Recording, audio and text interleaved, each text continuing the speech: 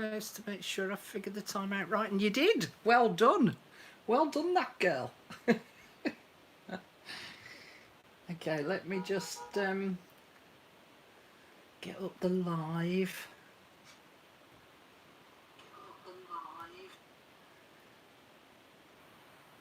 You are first to the party, Julie. Well done, you.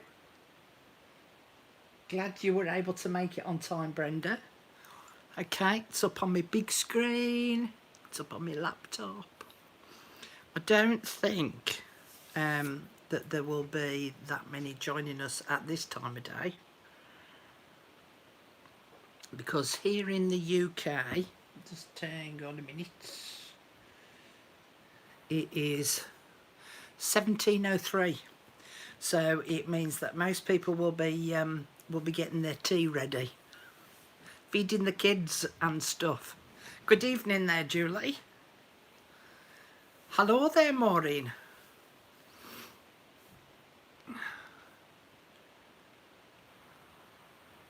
Oh, a much needed cup of tea. Much needed. I've had one of those days today. Hello there, KD. What was that? I missed a meeting I needed to be at last night by an hour. Whoops. Brenda's a naughty girl. Oh dear. Right, I'm not going to be doing too much of the highs and hellos today, because I have got a list that's on its side that long. A really big long list of things that I want to go through, partly to do with answering some questions that I've been asked. Hello there, Shannon. Hello there, Kay. That I've been asked in the comments beneath the videos. Now normally I'm real keen on answering everybody's comments underneath videos, but the days that I've had off, I had to give myself a couple of days off. I was just so tired, because we're doing the pop-up shop. I have to pack all the parcels up, then I have to set the pop-up shop up, and then obviously sort out all the orders and stuff. So what with doing that and doing the videos and sort of answering stuff and doing stuff on the Facebook group, I've been a tired girl, which is why I think all my face came out. There's still a little bit left, look. Still a little bit of poolie. I've got a little tiny moustache. Looks like. So yeah, I've just been absolutely shattered, and so I haven't had time to answer anybody's comments on YouTube channels when I've been sort of doing no crafting at all. I've been sat there like that. Well, I've been sat there like that, just watching television, because I couldn't move. I also promised Rita that I would send her a message on Etsy, and I've not even done that yet either. So I'm a very naughty girl. Very, very naughty girl. Okay. The lives are dependent on what I need to be showing you. So, hello there, Deb. Big capital letters there. Because I can only film, if I film a 45-minute video, I have to reduce it down to 30 minutes, which is why there's lots of like fading in and out from one section to the next, because my phone won't upload anything more than 30 minutes. So if I want to do a video that is more than 30 minutes, I have to do a live video. And in this particular one, I want to cover lots of different things, and I want to answer some of the questions that I've seen on the comments. So I'm going to have a slurp of my tea. There's been lots of people joining us, so hello everybody. I'm sorry I've not sort of picked you out individually. I might also have to just leave you hanging here for a few minutes as well, because I'm expecting an Amazon delivery. and it's not come yet. So if my doorbell goes, I'm going to shoot downstairs and go and get my Amazon delivery, and then I'll come back. So I'll only leave you hanging for a minute or two, if that. Just make sure that I'm plugged into the electrics, because my phone's just gone dark. No? Okay. So I'm going to spin you round and make a little start, okay? So if you've got wobbly eyes, look away now. Up to the ceiling. Oh, that's too far. And spin you round. There we go. Get you lined up. Okay. If you've got wobbly eyes, you can come back. Excuse me. Okay. You will need a pen and paper. Scribble yourself some notes down. Because there's lots of things in this video that I'm hoping might be useful to a fair few of you. Some of you will already know some of this stuff already.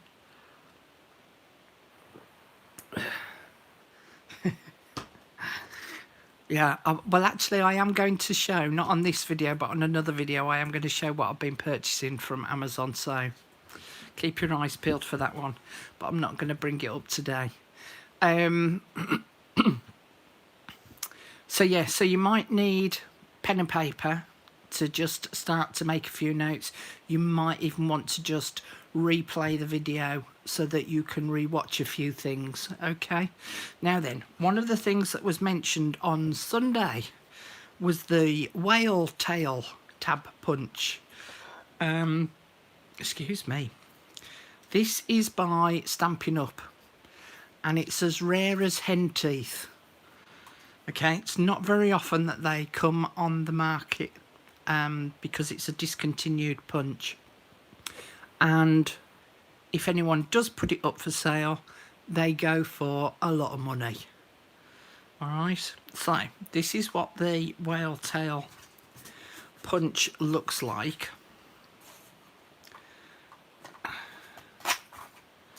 So that is the shape which it punches out. Alright, now there are some videos out there that show you how you can make something of a similar ilk on an envelope punch board. I've not had to go with one of those, but I have had to go at using my circle punch, and this is my 1.5 inch circle punch. So I'm going to cut out a rectangle. This was one of the things that was mentioned in chat, because after the videos have gone from live to on replay, I tend to watch them again, basically so I can read chat, not so as I can watch myself, but so I can read through chat and see if there's anything that I've missed. And this is one of the things that they were talking about on chat. So we're going to fold this rectangle in half, and this folded edge is going to go into my circle punch. Now I want to place it in just past halfway, so not quite 3/4 of the way, but maybe half away. Now if you haven't cut your rectangle long enough, you're going to find that you're all fingers and thumbs trying to hold on to this bit of paper.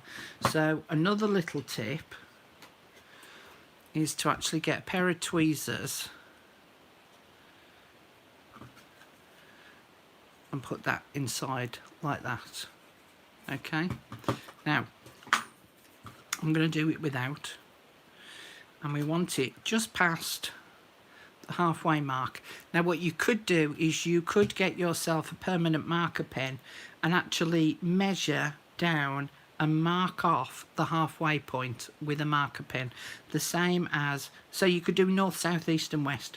So you could do a halfway point at the top and the bottom and at the two sides. It just makes life a little bit easier sometimes when you're trying to place a piece inside of a punch and you're looking at it.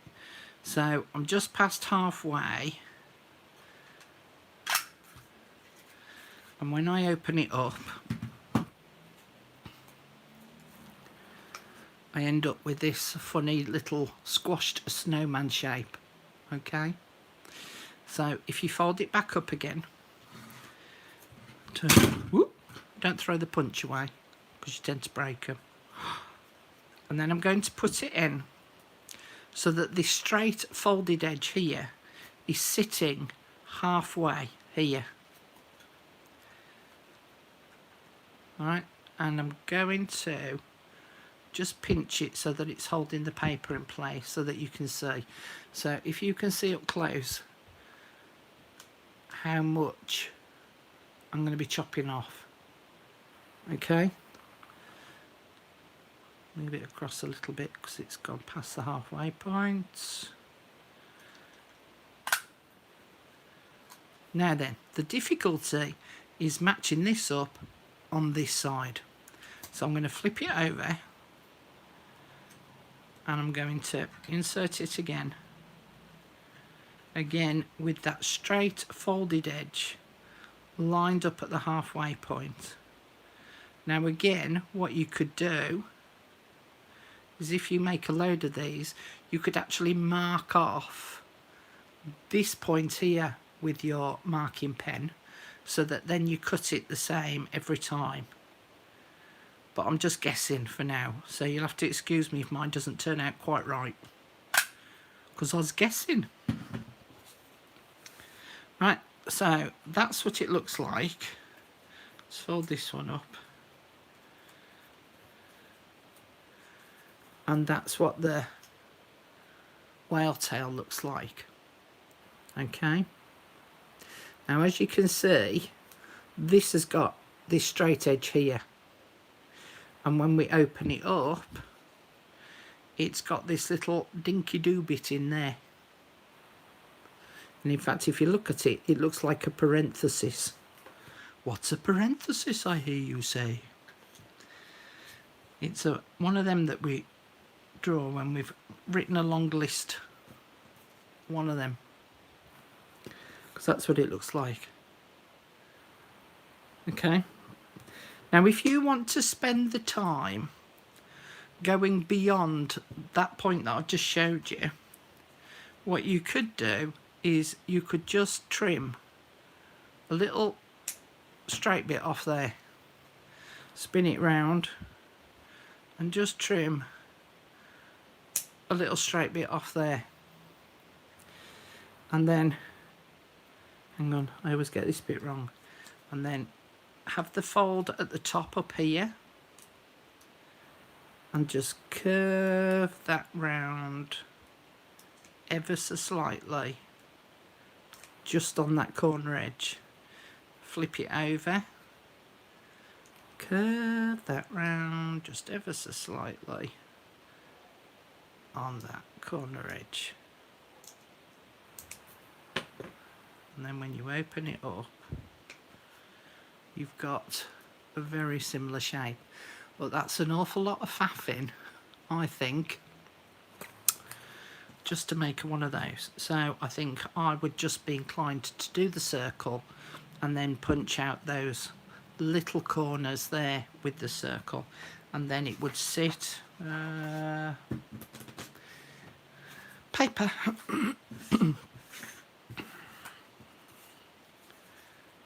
And then on the edge of your page it would then sit like so, and then the made up version, the rubbishy one, would then sit like so. I mean, at the end of the day, it's a tab, you know. Cut yourself a circle, fold it in half, does near enough the same job. It is a nice shape, I will give you that. But is it worth the money that they're being sold at?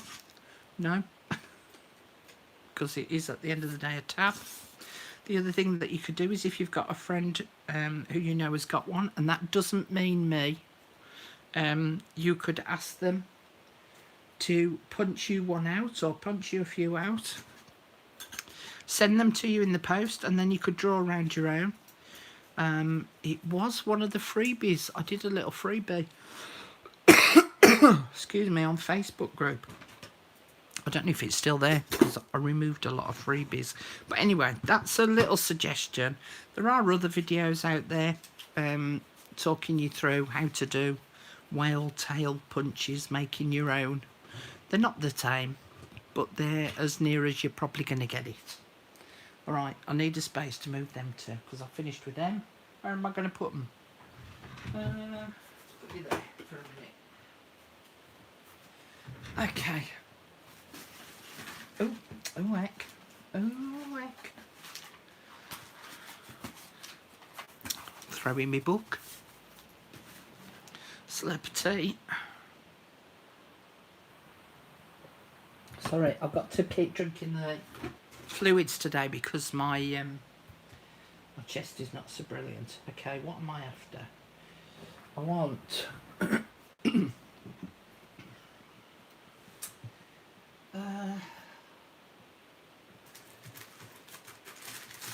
get a piece of craft cardstock out.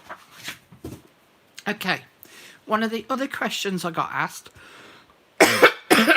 excuse me, I love the alternative to thingy, we technical term the dinky do.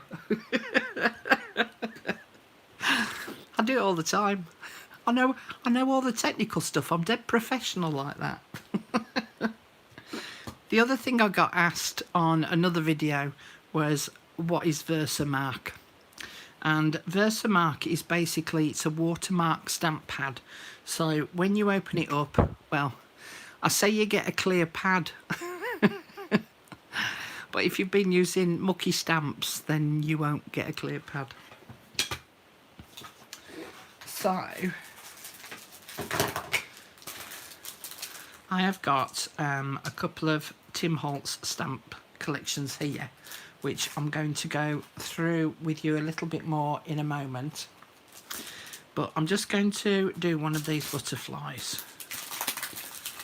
Now, the reason why Versamark came up was that if you've got a brand new set of stamps, then to help take the coating off that's on the new stamps, because if you put this straight into ink and then try and stamp it, it doesn't always give a really good stamping impression.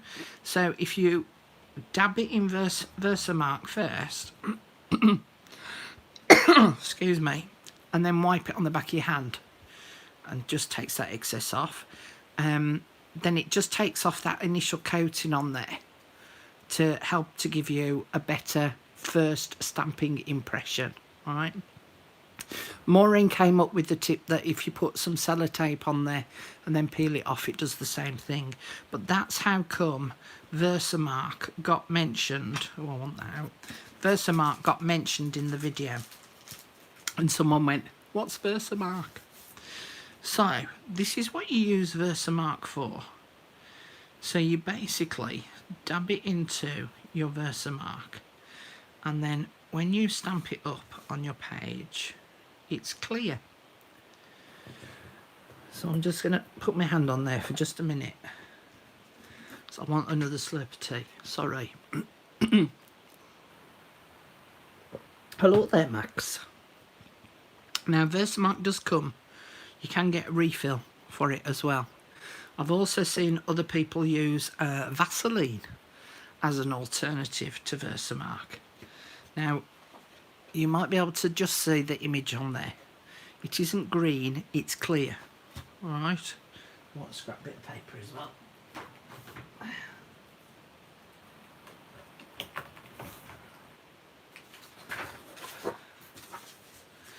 And you can then use embossing powders, of which I have a fair few. Just a few, and I rarely use them. And I bought all the new, what colour should we do it? Let's do orange. I bought all the new embossing glazes, and I've never used them yet. So let's see if this just... No, I've got to take the plastic off. See if I can get this off.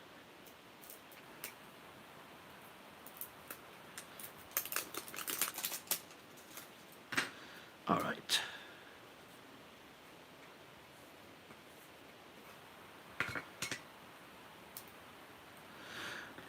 So, here we go.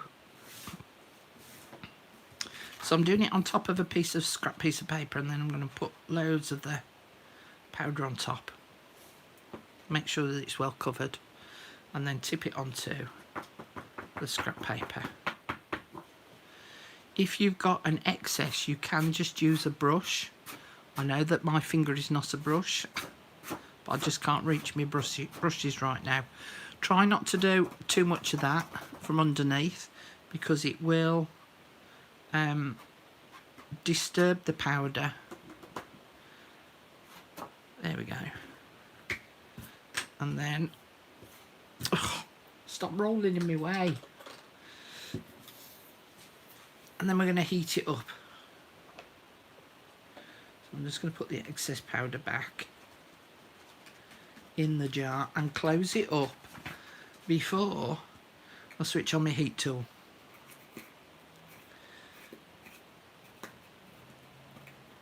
Oh, come on. Ooh, my lid's not going on very well.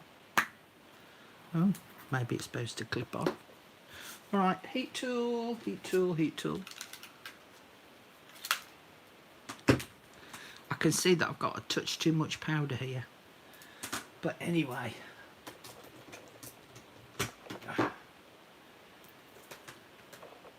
Now most of you will probably have, you know, the little one that looks like a hairdryer. That isn't really for doing this, because that just lets out warm air. So just put this off to the side a moment. That just puts off, lets out warm air. So you really need a heating tool, because you need to apply quite high heat on it. All right. So I'm going to bring my heating tool in now, because it's warmed up, and hopefully we might see it change. Let me just put it on full. Excuse the noise though. Woo!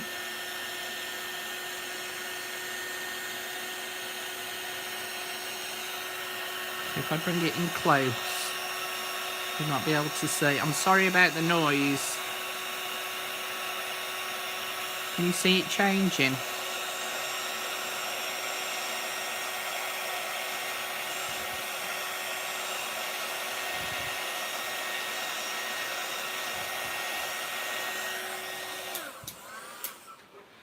And it doesn't take too long for it to change. In fact, I've still got some left to do, but it gives you, can you see how it's got a shine on it now? I hope you can see. Yeah. Let me just do this bit down the bottom. And you can also heat from underneath as well,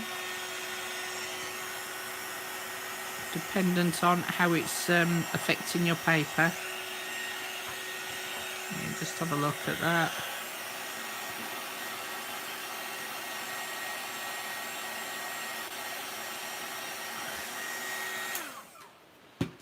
Alright, so you can now sort of get to see it all embossed.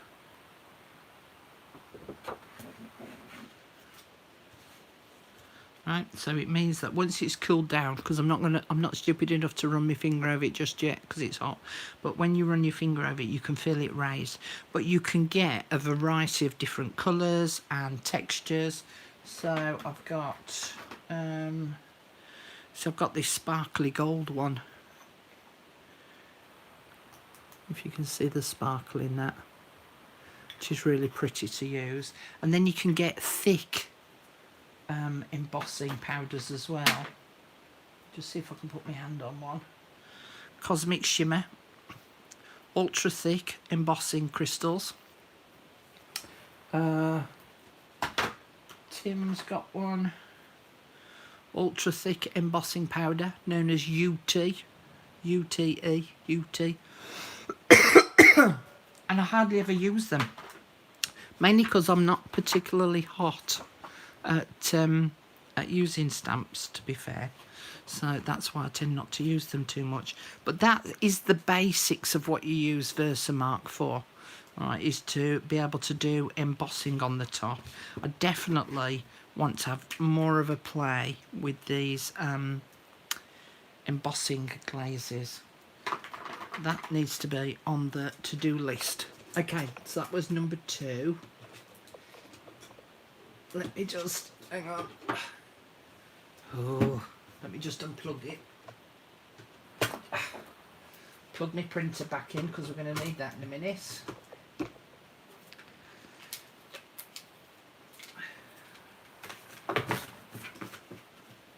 Stay. Okay. That's that bit. So again, we're going to need you again in a minute.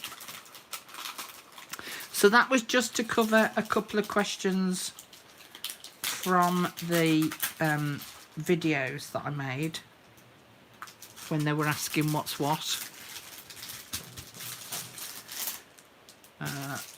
So you and you need to go there.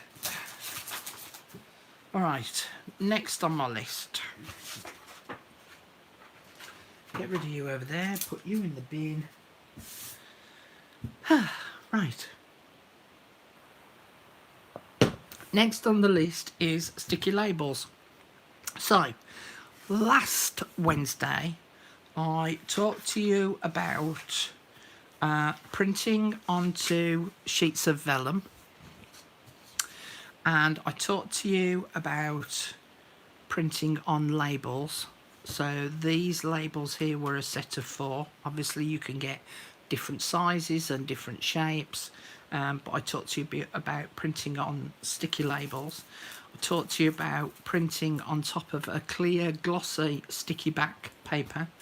I talked to you about printing on top of matte A4 white sticky back paper. That's what I talked to you about last week.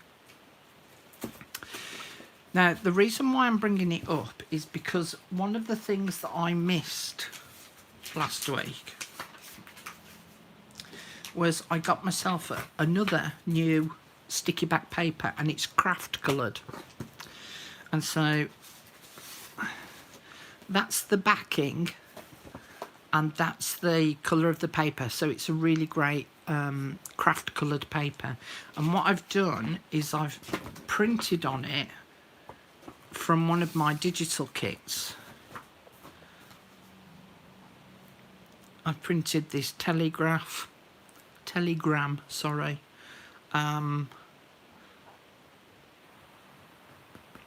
whatever they are. That's the front of whatever they are, because I've forgotten. Petrol rationing unit things, right? So it means now that I can cut those out, and they're sticky back, so it means that I can position them anywhere in a journal that I want to do. But as you can see from round here, look, I've got lots of spare space. So what I would then tend to do is get my stamps out, and I would use my permanent inks. Just reach over and get them.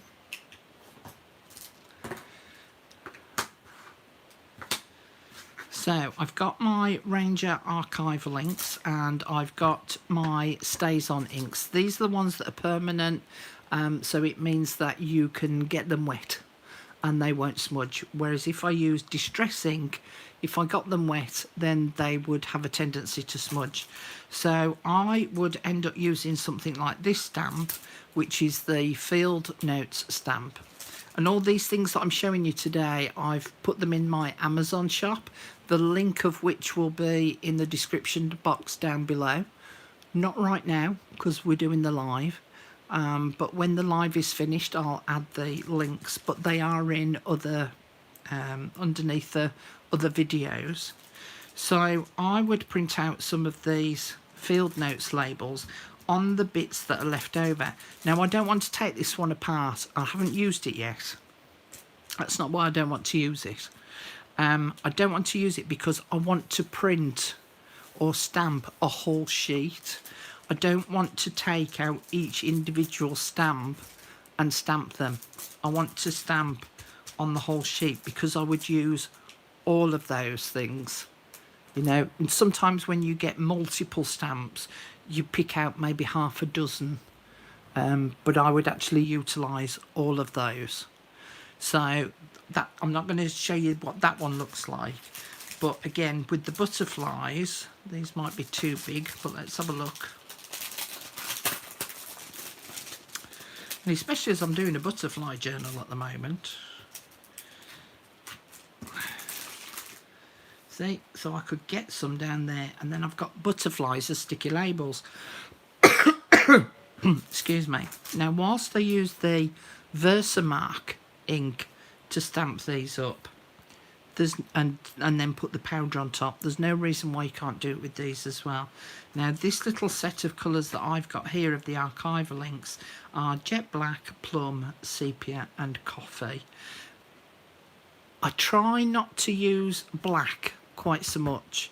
I like to use a dark grey, so I got the Stays On Stone Grey to use. It just gives a slightly softer edge to the finish. Black is very like, it's black, you know, whereas the grey, it just softens it just ever so slightly. So I got that little selection of colours, and I love this plum colour. So let's do this Flutterby in plum. And as I say, I'm not hot at stamping. The only way that I can stamp it is to use my stamping platform, and I can't be bothered to get it out just to demonstrate. Am I naughty? So let's just stick that on there. Give it a bit of a push. Eee. Oh, the stone grey is nice, Julie. Julie's just saying she's never tried the stone grey. Okay, now because it's on the brown, it's actually come out really dark. Let's get a piece of white. Hang on a minute, I had a piece of white a second ago. There we go. So that you can get a better idea of what this plum looks like.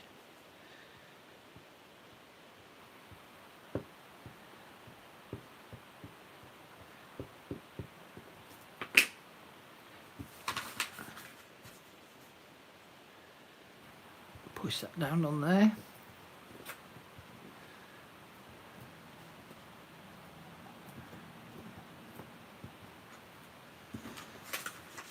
I don't know if you can see very well in this light because the sun's gone in, and in fact I've got a screen up at the window because the sun was still bright, but it's a really lovely deep plum colour until you get it on your fingers, and then it looks like you've cut yourself. So let's do it in the stone grey, and I'll do it on the white so that you can see. And in fact I need to move that thing off the window. It's blocking the light again. Okay. Do it on this, on the white, so that you can see the difference in the colour. So that's the stone grey. And if I do it in black, right next to it, you'll see why, or you'll see what I mean by the starkness of the black, and the grey is just a lot softer.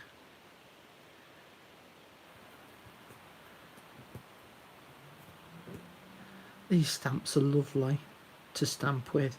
Even if you're rubbish at stamping, they really do a nice job. So again, I don't know whether you'll see in this light, but the grey just gives it that little bit of softness to it. Okay, so as I say, you can then use your stamps to print on or stamp on all this spare space that's all the way around the outside of any design that you've printed on top of it. Now I have brought the sticky labels back into play again because there's something else that I want to tell you about them, but I just want to take this cover down from off my window to give me that little bit of extra light. So bear with me 1 second. Ooh. That one wants to keep flying away. Come back. Baby, come back. Do, do, do, do, do.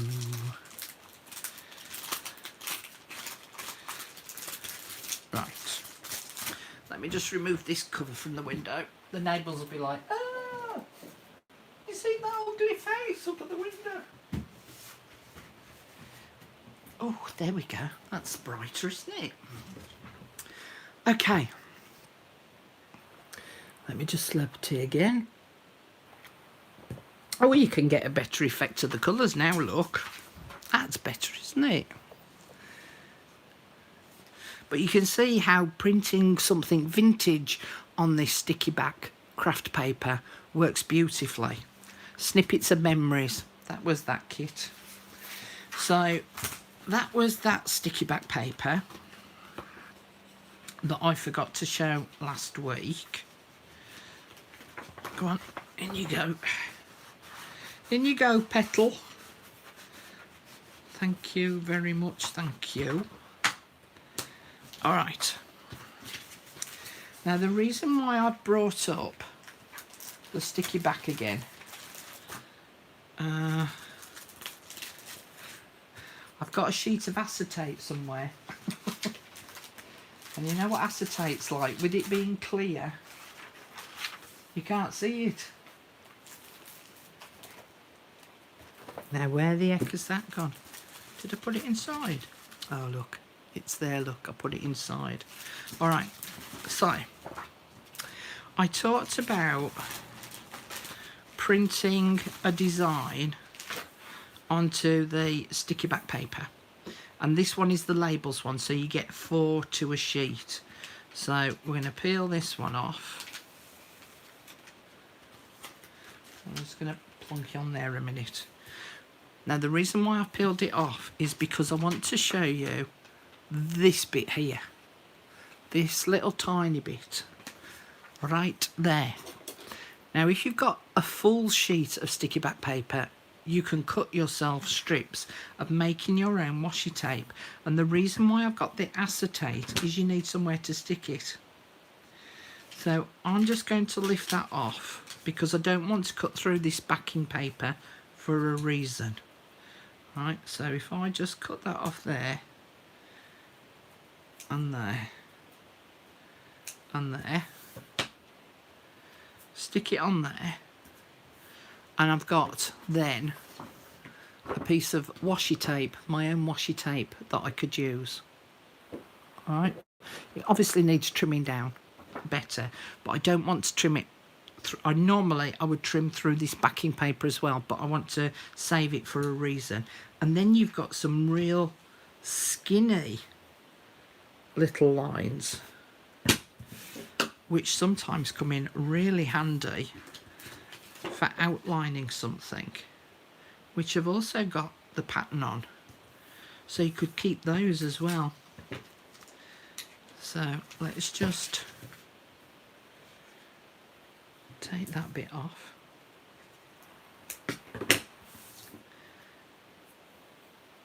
That one not so much because it's got a lot of the white on it. But keeping it on acetate means that you can easily lift it up and pull it off to reuse, and this bit's going to be no good because it's mostly white. But never say never. You never know. Okay, so it means that when I want to put this in my journal, I can just lift this up and it will come off and it will still have the sticky on the back. Now obviously if you leave it there forever and a day, you know, that glue is eventually going to dry out, or you know, it won't peel off the acetate quite so well. So don't leave it too long before you get to use it. Let me just have a quick read. Oh dear, Cindy's got a sore throat. Sorry to hear that, Cindy. Hi Carol, just hopped over from Izzy's channel. Hello there, Curious Moon Design. Looks like I've got a lot of catching up to do. Only about 4 years worth. Oh dear. So, as I say, with the sticky back paper, I've printed on these, and you can just peel them off, and you don't even have to use them as the labels, so you could actually cut these into strips as well. All right, now if you haven't printed onto a label sheet, come on, out you come. I have to find which one it is now. Now bear with me, because most of these were labels. That's a label one. That's a label one. Ah, maybe they're all labels. If you've got a plain sheet of sticky back, a complete plain piece, not a label piece, there's no reason why you can't do, you know, like I said about, hang on, bear with, you know, like I said about, I would stamp the whole of that image onto a paper. There's no reason why you can't do that onto your sticky back and then cut them out, and you've already got pre-prepped labels. There's lots of digital designers who are producing words for you to print off. Again, print them onto your sticky labels or your sticky back paper and cut them out. Oh, hang on. Was that a man at the door? I don't think it was. What was I saying? Oh yeah, words. There's lots of digital designers who are producing words for you to print off, so you could print all of those out, cut them all out, and you've got ready-made, your own ready-made sticky labels. But you could do your stamping on there too. Do your own thing. Right, so let me just go through my list. So I've done the Whale Tail Punch. I've talked about the Versamark and the embossing powder, and using Versamark for making new stamps usable. I've talked about the sticky labels, using the extras, the washi tape, putting it onto acetate, and stamping on there too. I've done that. Right, okay. Clear my decks a little bit and I'll go on to the next bit. Any questions so far? As I say, I've got lots to go through today. I'm just going to have another slurp of tea. We're doing on time. How long have we been here for? Started at 5, 45 minutes. Oh. You could stamp on the plainer strips. Yes, you could, Maureen. One day in the future, could you do a session on printers you use and like? I would trust your taste. Well, I can tell you now, Vanessa. I've got an HP NV. Just looking at the number, 4520. HP NV 4520. And I'm on the inkjet program. The HP, what's it called? The HP Instant Ink program. I would love a laser printer. Now, the printer itself isn't too expensive, but the inks are mega expensive, but it prints out beautifully. But I just can't afford a laser printer, so I had to go with an inkjet, because that's the choice between the two. Inkjet, laser. And so I went on the inkjet program because I liked the fact that I paid a minimal amount each month for the inks. Now, I was going and buying my own inks, and the colour cartridge itself, this is in pounds, don't know what it is in dollars if you're American, but in pounds it was 20 odd pounds, nearly 25 pounds for just the colour cartridge, and then the black cartridge was about £15. And I was, because I was on a design team for Calico Collage and Artie Mays, I was printing. I was getting through those ink cartridges, at least the two colours, the colour one and the black one, once a month, if not sometimes two. All right. And I thought, this is ridiculous. And as soon as I saw the instant ink program, I thought, do you know what? I'm going to give that a go. And it has been an absolute godsend. The first cartridge that you get with your printer, hang on, Slurpee, it's not a full cartridge. And everyone's like, I only managed to print like 10, 20 pages and then it ran out of ink. Yeah, well, that's because you're so keen to have a go at printing that you print too many out and you use up all the ink. But what it does is it connects with your computer on the internet to HP HQ, and your printer informs them when you're starting to run low on ink, and they will send you some more cartridges out. So you don't have to do anything.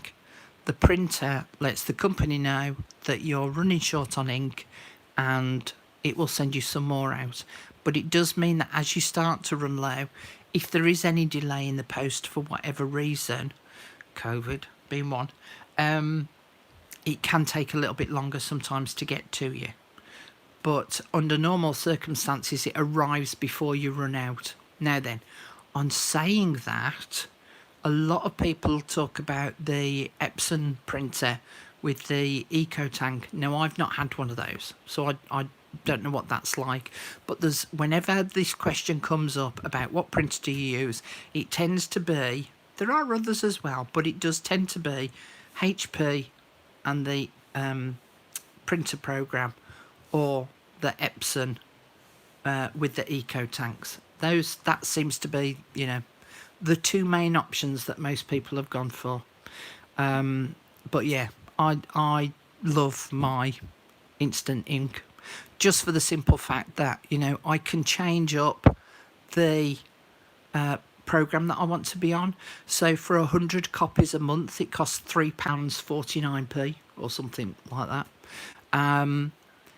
And at one point, when I was doing a lot of printing, I was doing 500 copies at least a month, which was their top limit that you can go up to.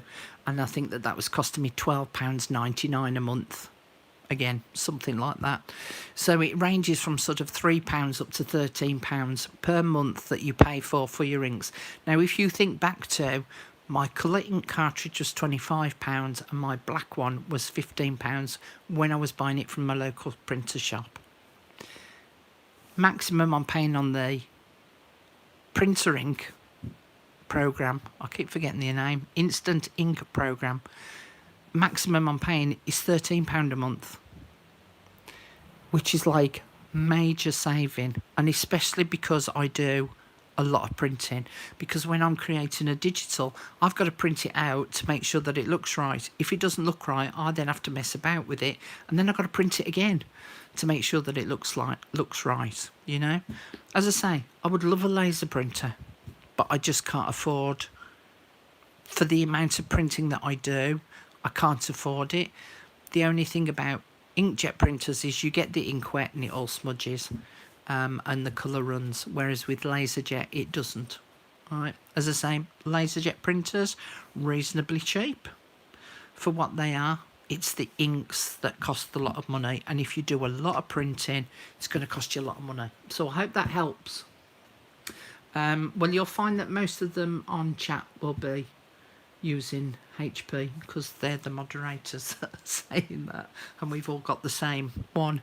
But if you go onto any junk journal group and ask, you'll get a mix of Epson and the eco tanks and HP. Right, put my tea down. What was next on my list? Yes, printing onto book pages. Okay.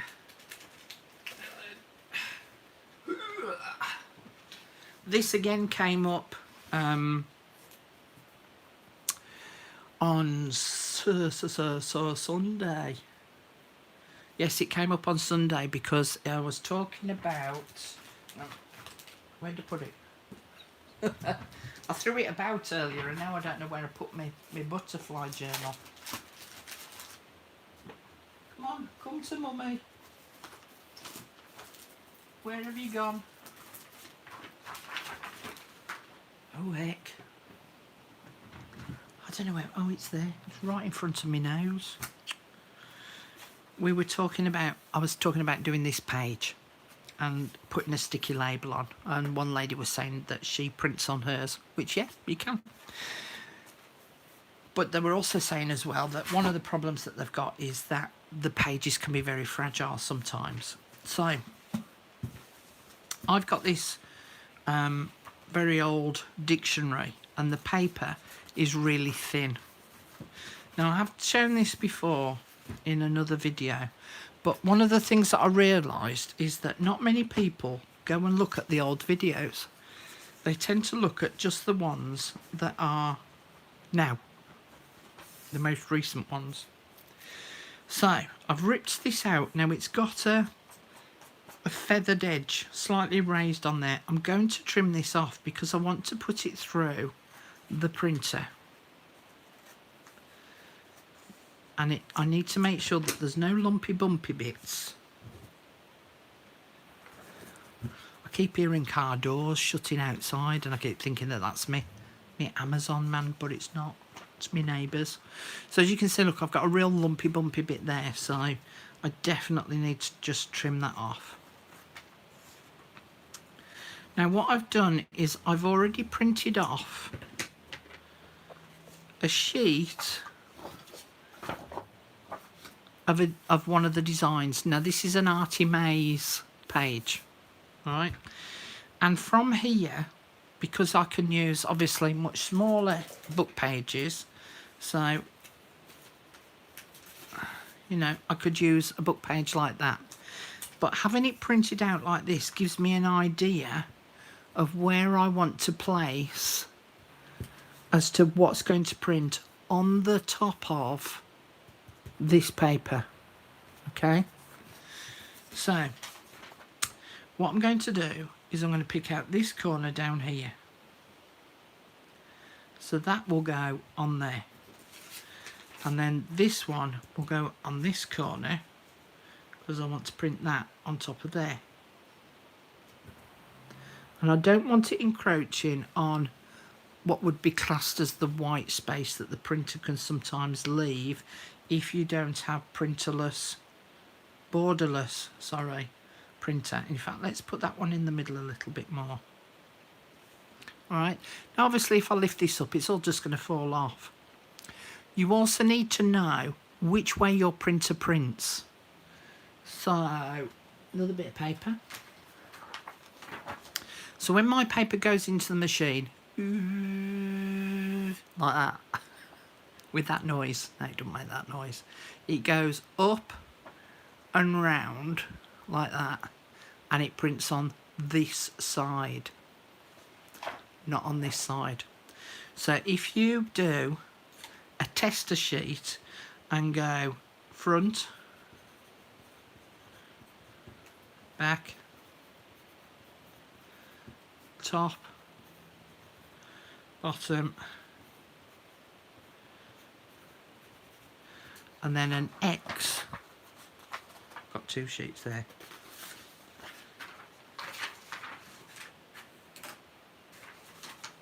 and then an X on the back, right?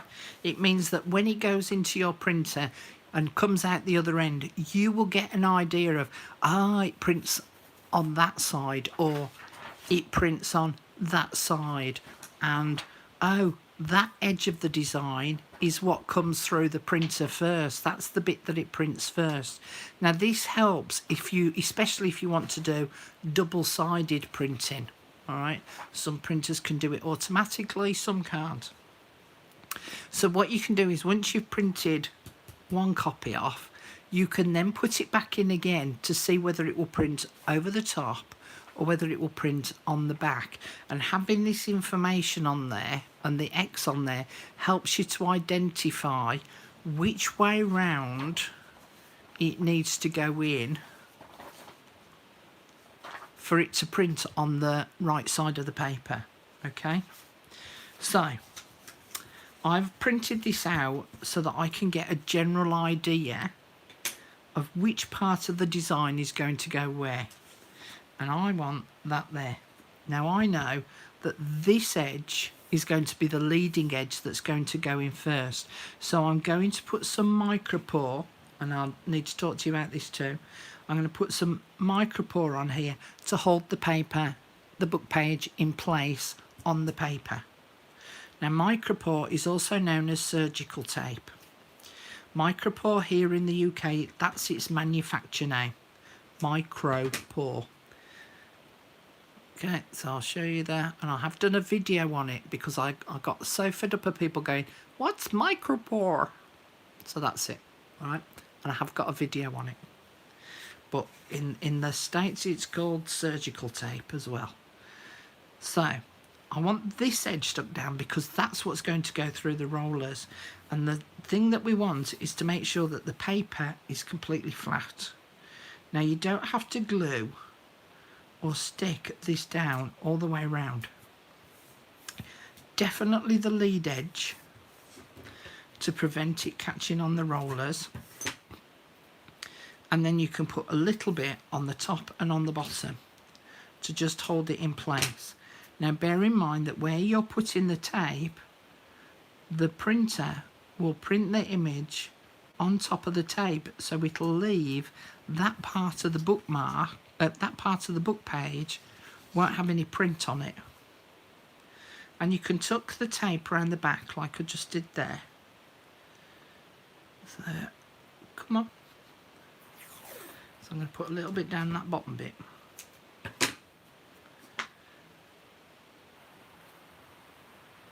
And again, it's just to hold it in place. I don't need any on this back edge because the roller is going to run that way. So it's just going to roll over the top. So again, if I place this bit there,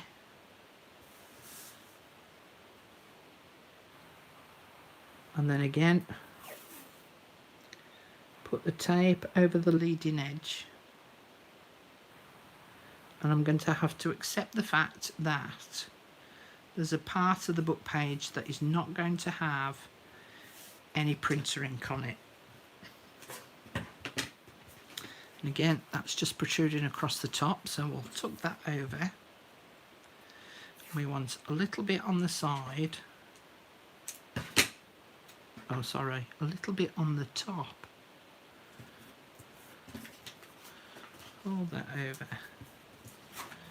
And a little bit on the bottom. Now you could use washi tape, bearing in mind that some washi tapes are not very sticky. And the last thing you want is your washi tape lifting up in the middle of your printer.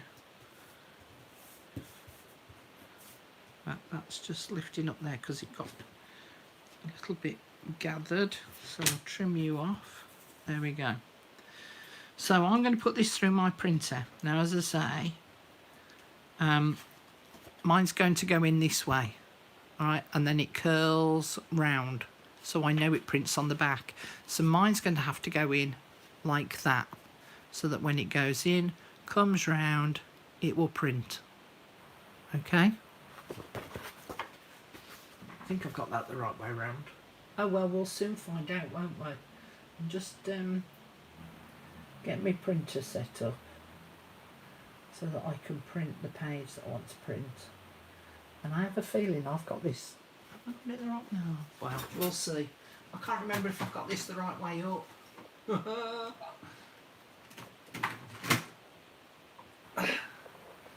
Okay.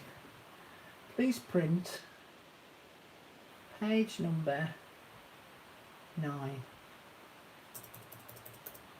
Page number 9 and print.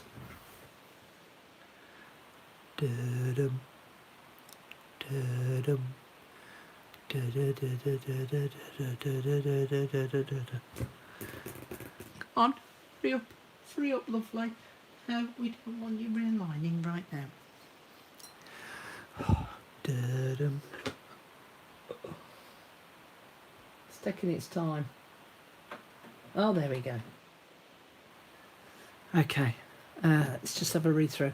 Thank you, Carol, for the tips on a printer, as it costs me a lot of ink. I have a Canon Meg ink, expensive for it. I had an inkjet and hated it. The ink nozzles were always getting clogged. But a colour laser and love it. Yeah, I'd love a laser. No clogs, beautiful colour. I have to say, I don't print that much. Yeah, whereas you see, I can print anywhere from 100 to 500 sheets a month, easy. Do they all enlarge and reduce? More often than not. Haven't been in an office for years, but hoping enlarging images is possible too. Yes, a new printer should. I had the Epson Eco Tank. It kept clogging up. I moved to an HP with the ink program. Okay. Ta-da! So, now what I need to do is carefully peel off. Now the paper will shift. This paper, not the book pages, this paper will shift in the printer, because they always do.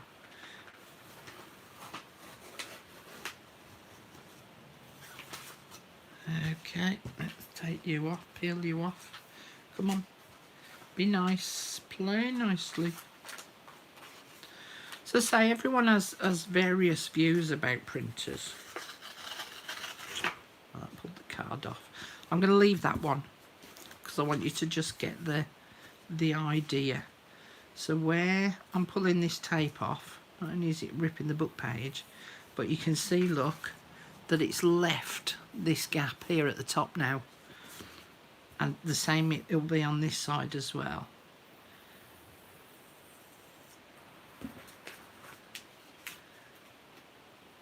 But it's just a great way of decorating up a book page. Now I think that one will look nicer. This tape's sticking to my fingers. And then obviously I can cut or tear this edge off, but it just gives you an idea of how you can print on top of a book page to get yourself something really nice. And if it's a delicate paper, so like delicate book pages, then you can use this technique where you print out the page and then you can position what you want to print on top and then stick it down to hold it in place. You could use repositionable spray glue as well if you so wish. Oh, thought that was my Amazon, man. It's not. Alright, so that's one way of doing it. I'm going to talk you through a slightly different way as well. Now, some of you may have heard of this freezer paper. Let me just clear the decks a little, because otherwise I get so clogged down with stuff and then I can't find anything. Okay, so freezer paper is used a lot in like patchwork and quilting for cutting out templates and stuff. So one side is shiny and the other side is a matte paper.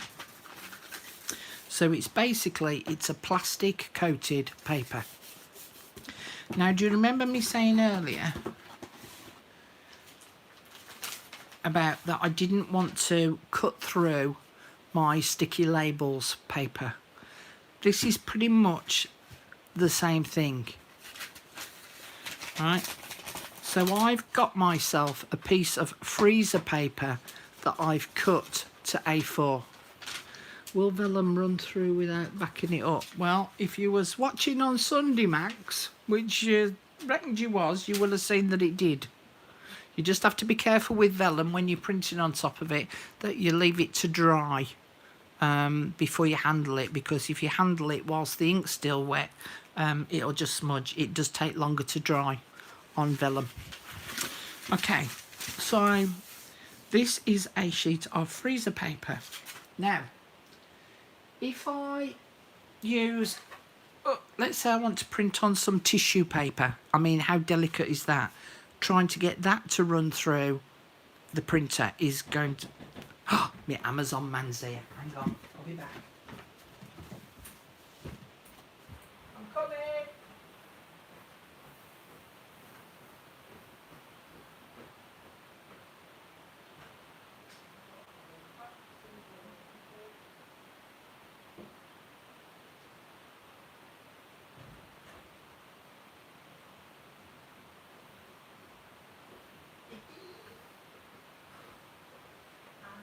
parcel from Amazon. I got a parcel from Amazon. Yee-haw. I got a parcel from Amazon. Yay! Look, it's a great big box. Okay, I know what's in it, but I'll open it later. Okay, what was I saying? Tissue paper. So tissue paper is really delicate to put through. And this is where freezer paper can come in really handy. Now the other thing that you can do is you can actually, got my above now, print your own paper napkins. So you know how when we use a paper napkin, we peel off, just hang on, we peel off the white paper backing. Now some of you use that sellotape thing and it ends up ripping it. I like to keep the whole sheets, so I just run my thumbnail through the corner. Going up and down them stairs kills me. And we peel off the white paper backing. Let's see if there's another one. Oh, there's another one, look.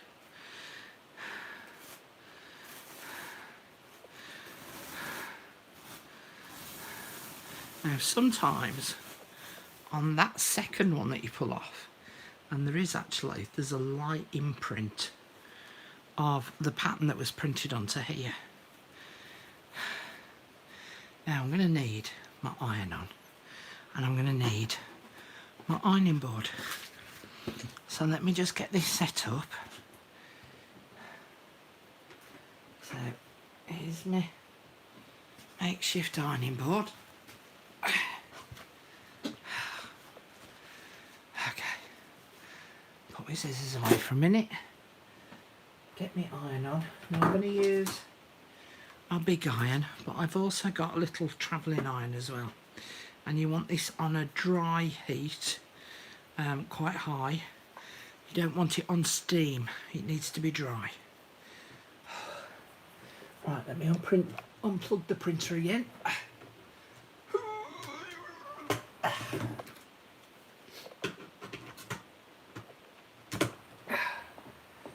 Right, so that just needs to heat up. I'm out of puff. Okay, so it's the shiny side that we need facing us. And I'm going to put this napkin on top of the shiny side. Now this has been rolled up in that box for quite a while because I've not used my freezer paper for a while. So, come on. And then I can iron that.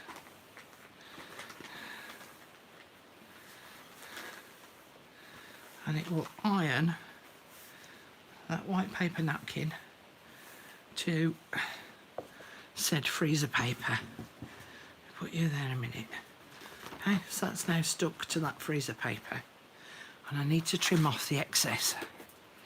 Now I can't print anything just yet because I had to unplug the printer to be able to plug the iron in. And again, I'm just going to chop off this excess. And then I'll give it another once over with the iron, because sometimes it can just come a little bit loose, sometimes on the edges.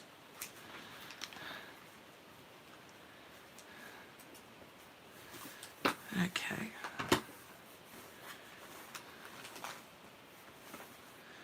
It's hot. Hot, hot, hot, hot, hot.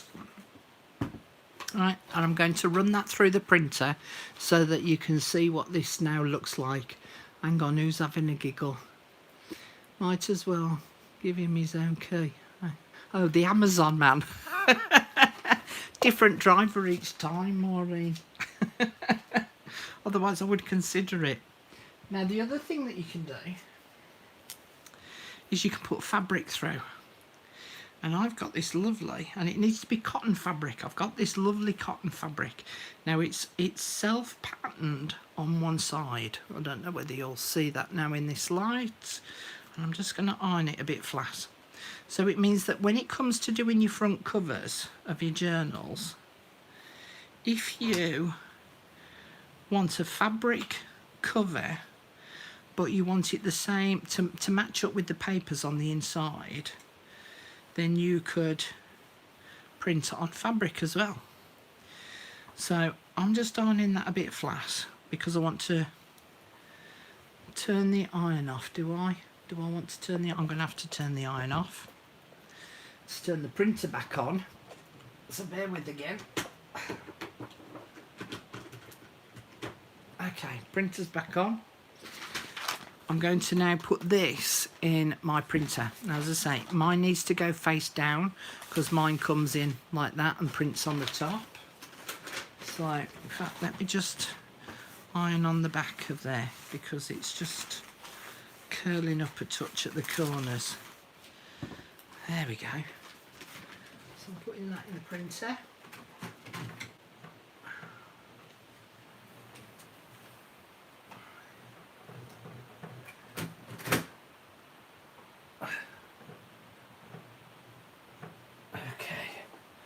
Going to choose the image that I want to print, and I'm going to use this one twice. It's sorry, I'm talking away from the phone. It's My Porch Prints one. Page 1 please. So print page 1.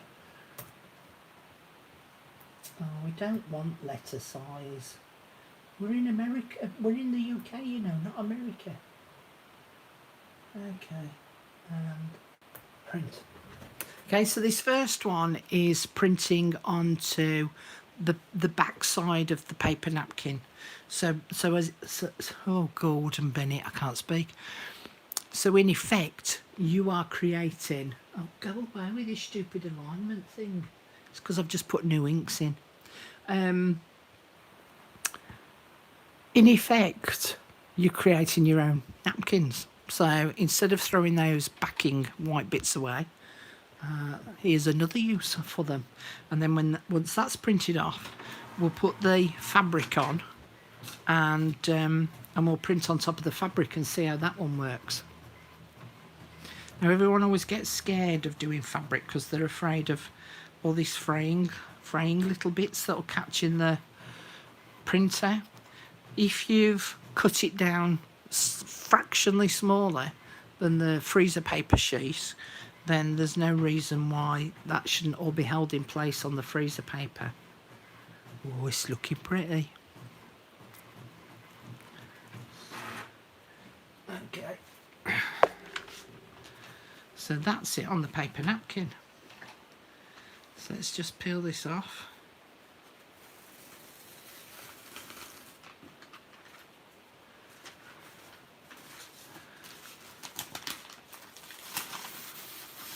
And again, I've put the freezer paper into my Amazon affiliate link.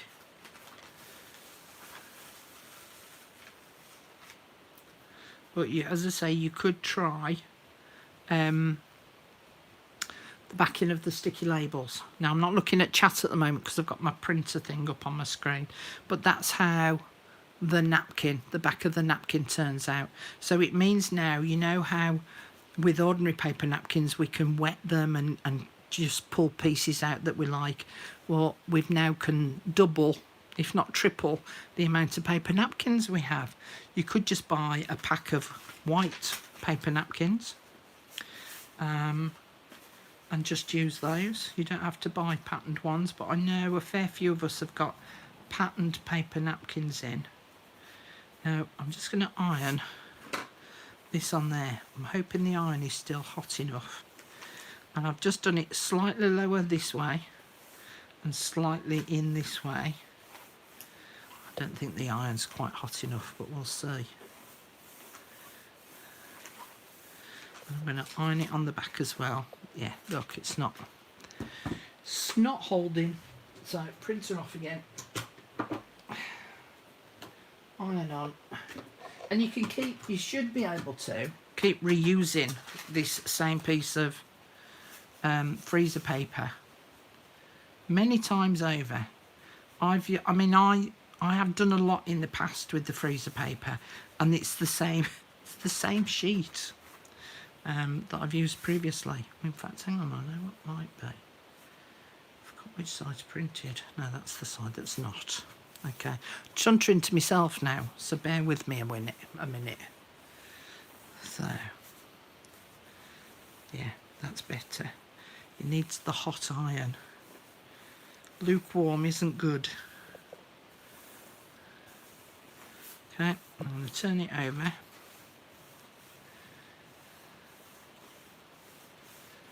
Iron on the back. And then I'm going to just trim away this excess.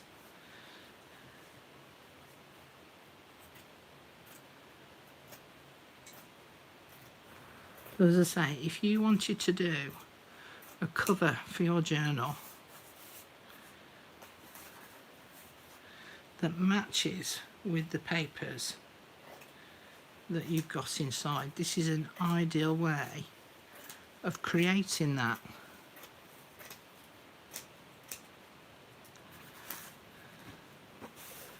Let's give it another quick press. Let me unplug the iron now. Plug the printer back in.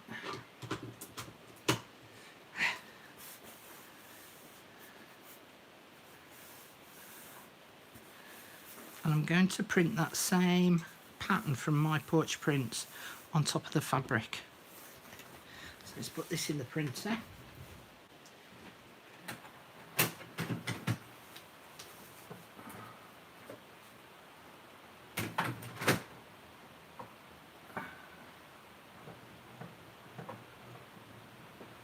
Okay, and print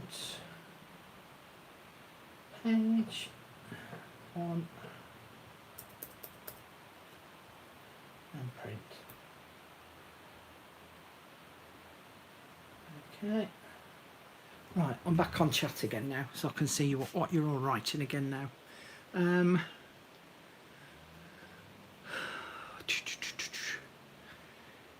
Strike while the iron is hot. Da-dum-dum. I have a whole new respect for the freezer paper I never use. All this ironing. Well, I have to tell you, this iron is only ever used for craft. I don't iron clothes, I don't iron bed linen, don't iron nothing. Nothing. It comes out the tumble dryer, folds up, goes in the drawer, and even then it doesn't always go in the drawer. Sometimes it gets chucked on the floor. Oh dear. Guess who's going to be peeling the white tissue off all the napkins today? Oh, I don't know, Annie. Who would that be? Okay, so there's my fabric. Let's peel it off. And there we go.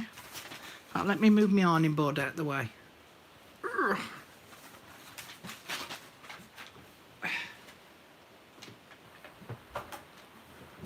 Okay, so you can see, look, I've got a lovely piece of fabric. Now, if you iron on the top of this, again with a dry iron, it would just help to seal the ink a little bit further. All right, so if you use freezer paper or the back of your sticky labels, then you can print on fabric and you can print on paper napkins. Let me just have a look at my list. I think I've covered everything. Okay, I think I've done everything. Yay! Now, the reason why I'm telling you all of this in last week's video and this week's video is I said right at the beginning that Wednesday's videos will be based around using digital kits. all right, whether they be mine or whether they be someone else's. And I wanted to show you these different ideas of all the different things that you can print on, because when I talk about it in the video, I do not want to go into a full explanation of. And I've printed on my fabric and I use the freezer paper, and then I know without a shadow of a doubt someone's going to go, what's freezer paper, how do you do it? Well, at least if it's all in this video all together, I can direct them to this video. And if any of you that have watched this either on the live or on the replay, you're getting the waggy finger, if any of you ask me, I'm going to tan your backside and I'm going to sit you in the corner with a bowl full of cold porridge. That's you lot told. Only because otherwise I'll keep going over and over and over the same things over and over again. So at least this way I can direct everyone to this video, and then I can just carry on, because I can only do a 30-minute video when I'm recording, and it's difficult to cover all of this in a 30-minute video as well as the project. So at least now you have some knowledge. Now you can see why I said that you needed pen and paper. And in fact, let me just spin you back round so you can have a look at my ugly mug. There we go. Ooh, there he is. So you can see now why I said that you needed to have pen and paper.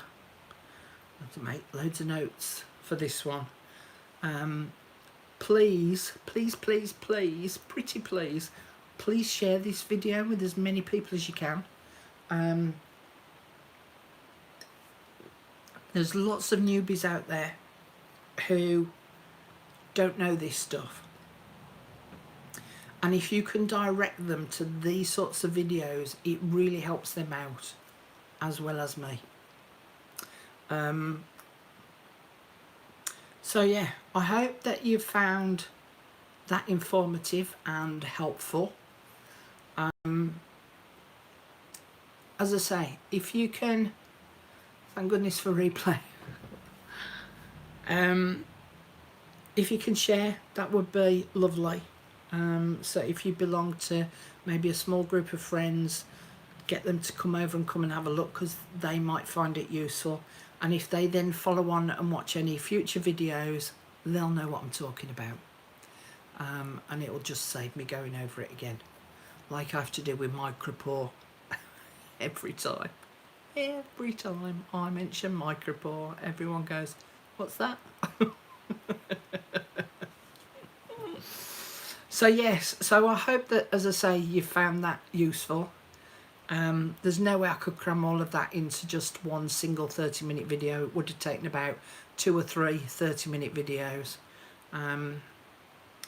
which then they don't get watched, because that's something else I've found as well, is that if you do a series, you know, series 1, 2, 3, 1 is, oh yeah, they're all keen and eager. 2, there's a few have gone, they're like, no, I've had enough of that now. 3, no, not so many at all. 4, hardly any. And so if you do a series, you know, less people watch it the more series you do, which is a real pain, because you're informing them of loads and loads of other stuff that, you know. Be careful with your silk fabric, because most printers use some form of heat to seal a little bit of the ink, and silk is very, very delicate. You might be better off with satin, but again, because of the shine or the sheen on the fabrics, won't work as well. Cotton is your best bet. Yeah, definitely cotton. Try not to use silks and satins. I mean, you can do, but it's at your own risk. Okay, let me just have a quick catch up on read. I have 2 irons. One's only used for crafts. I've got 2 irons, both of them are for crafts. Okay, I'm going to have a go at this. I have fabrics. Can I use silk? I've just answered that one, haven't I? Learned a lot today. Lots of ideas swirling around. Good. Awesome, love all the info. Came in late, but we'll rewatch from the beginning. Thank you, you're very welcome, Carla.